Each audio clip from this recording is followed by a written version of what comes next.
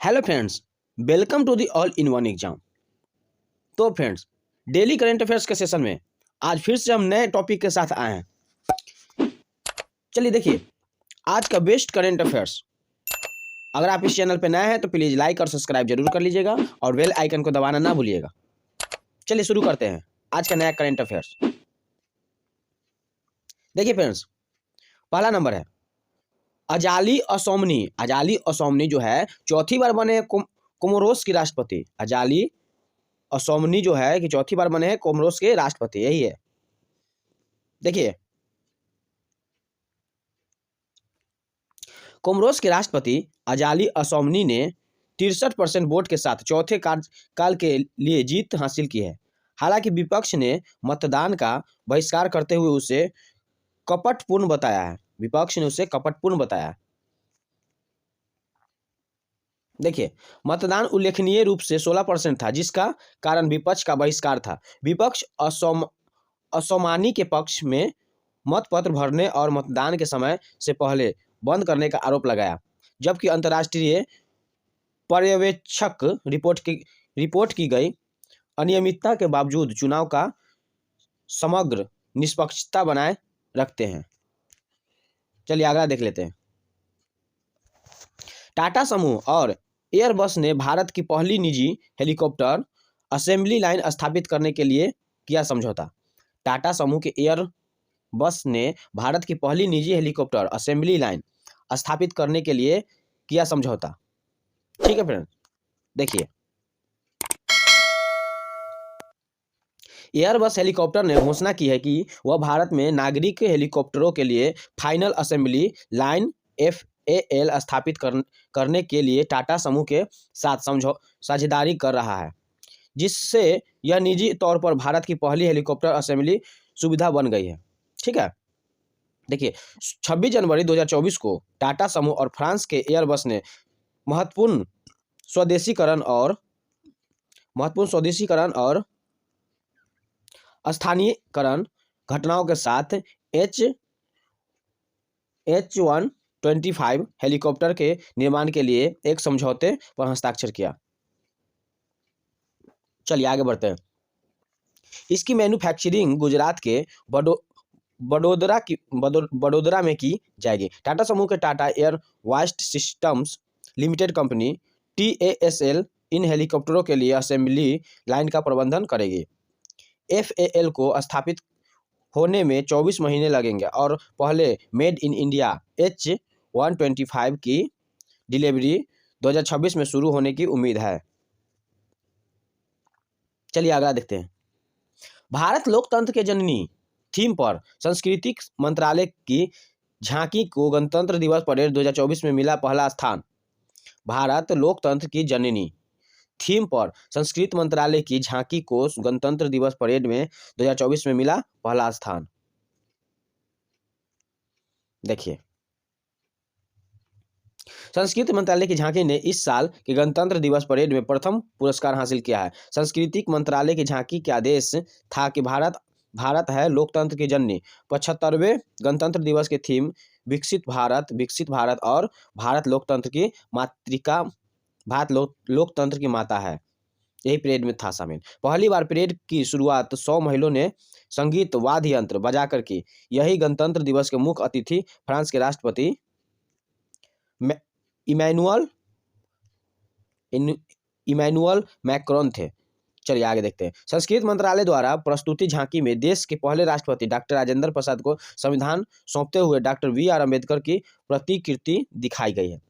उसके बाद भारतीय लोकाचार में लोकतंत्र की जड़ें कैसे अंतर्निहित थी, इस पर एक फिल्म देखने के लिए विशेष LED के साथ तैयार किया गया।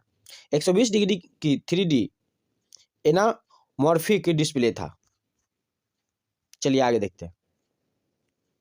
मणिपुर के नाओरेम रोसिबिना बनी वर्ष 2023 की महिला वसु एथलीट। मणिपुर के नाओरेम रोसिबिना बनी वर्ष 2023 का महिला वसु एथलीट। चलिए देखते हैं इसको। मणिपुर का गौरव दो बार की एशियाई खेलों की पदक जीतने नौरेस रोसिबिना देवी को एक महिला सार्वजनिक वोटिंग के बाद सांडा वर्ग में अंतर्राष्ट्रीय वसु महासंघ IWUF की वर्ष 2023 की महिला एथलेटिक नामित किया गया। 23 वर्षीय रोसिबिना, जिन्होंने 2018-2022 में एशिया खेलों में क्रमशः कांस्य और रजत पद जीता था। 93,545 वोट शामिल कर ईरान के शहरबानो मंसूरियम सेमिरोनी 18,179 और चीन की यू शियाबोइन में 46,753 को हराया। रोसिबिना पिछले साल हंगझू एशियाई खेलों में महिलाओं के 60 किग्रा वसु सांडा स्पर्धा के फाइनल में शियाओवेन से हार गई थी। मणिपुर ने 2016 विश्व जूनियर वसु चैंपियनशिप में भी कांस्य पदक जीता। इस साल उन्हें अर्जुन पुरस्कार से सम्मानित किया गया है। चलिए आगे देखते हैं।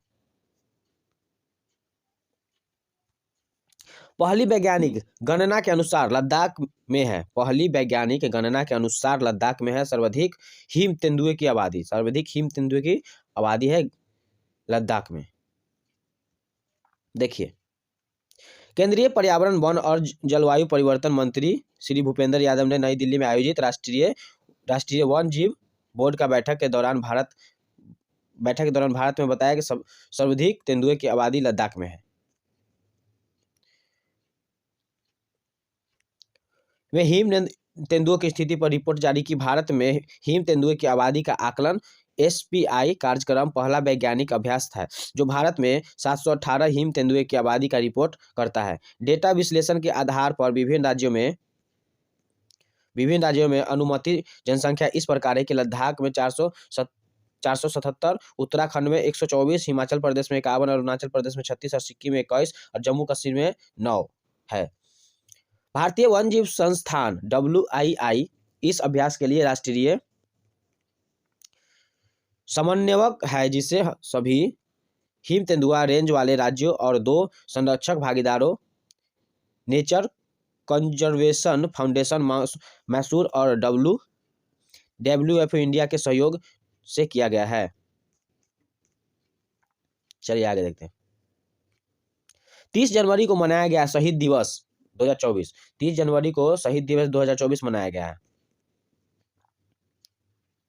देखिए, भारत प्रत्येक वर्ष 30 जनवरी को शहीद दिवस मनाता है। इस दिन राष्ट्रपिता महात्मा गांधी की जयंती होने के साथ ही उन सभी बहादुर आत्माओं का सम्मानित करने का भी काम किया जाता है। उन्होंने देश की स्वतंत्रता और संप्रभुता के लिए अपने जीवन का बलिदान दिया। 30 जनवरी 1948 को दिल्ली के बिरला भवन में महात्मा गांधी की शाम की प्रार्थना के दौरान नाथूराम विनायक गोडसे ने उन्हें 3 गोली मारी थी। नवंबर 1949 में गोडसे की मौत की सजा सुनाई गई। यह दिन देश की आज़ादी के लिए किए गए बलिदान का, न्याय और समानता के लिए जारी संघर्ष का याद दिलाता है। महात्मा गांधी को सिद्धांतों के श्रद्धांजलि देने के लिए हर साल 2 अक्टूबर को अंतर्राष्ट्रीय अहिंसा दिवस मनाया जाता है। 2007 में संयुक्त राष्ट्र महासभा ने आधिकारिक तौर पर उस दिन को नामित किया था। चलिए आगे देखते हैं। जापान की टोयोटा है वर्ष 2023 में दुनिया का सबसे ज्यादा बिकने वाला कार निर्माता कंपनी। जापान की टोयोटा कंपनी सबसे ज्यादा 2023 में सबसे ज्यादा अपना कार निर्माता बनी है। चलिए आगे देखते हैं। प्रसिद्ध जापानी वाहन निर्माता टोयोटा ने 2023 में एक बार फिर दुनिया के सबसे ज्यादा बिकने वाली कार निर्माता के रूप में अपना स्थान हासिल कर लिया है। टोयोटा मोटर ने 2023 में रिकॉर्ड 11.2 मिलियन वाहन बेचे, जिससे लगातार चौथे वर्ष दुनिया का सबसे अधिक बिकने वाले वाहन निर्माता का ताज हासिल किया। जापान वाहन निर्माता ने पिछले साल वैश्विक समूह की बिक्री में 7.2% की बढ़ोतरी दर्ज की, जिसमें ट्रक इकाई, हीनो मोटर और छोटी कार निर्माता दाइहात्सु की बिक्री भी शामिल है, जिसमें 8.9 मिलियन वाहनों का रिकॉर्ड विदेशी बिक्री से मदद मिली। चलिए अगला देखते हैं। देश में पहली बार केरल की का केरल की कासरगोल्ड में देखा गया उत्तरी अमेरिकी लॉफिंग गल पक्षी। देखिए,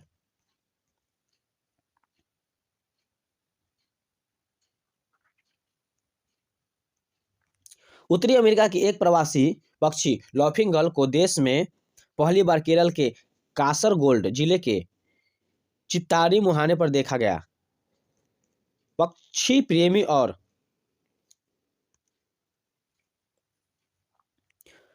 और स्कूल शिक्षक श्रीकांत ने पक्षी को देखा और उसकी तस्वीर खींची। यह पक्षी जो अपनी अनोखी हंसी जैसी आवाज़ों के लिए जाना जाता है, उत्तरी अमेरिका से राष्ट्र के तटीय क्षेत्र तक हजारों किलोमीटर की यात्रा कर चुका है। यह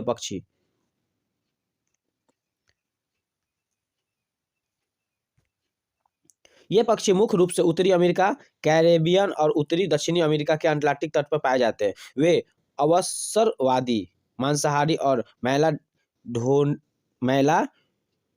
ढोने वाले होते हैं। ये मुख्य रूप से मछली, शंख, केकड़े, कोलस के कीड़े, पक्षियों को अंडे और युवा की पक्षियों को खाते हैं। चलिए अगला देखते हैं।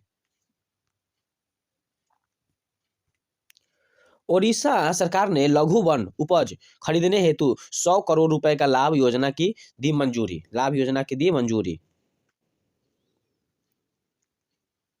देखिए, ओडिशा मुख्यमंत्री नवीन पटनायक के नेतृत्व वाली राज्य सरकार ने लगभग 1 करोड़ आदिवासियों के विकास और सशक्तिकरण के दिशा में 100 करोड़ रुपए का बजट की लघु वन जातीय द्रव्यकाय लाभ योजना शुरू करने की मंजूरी दी।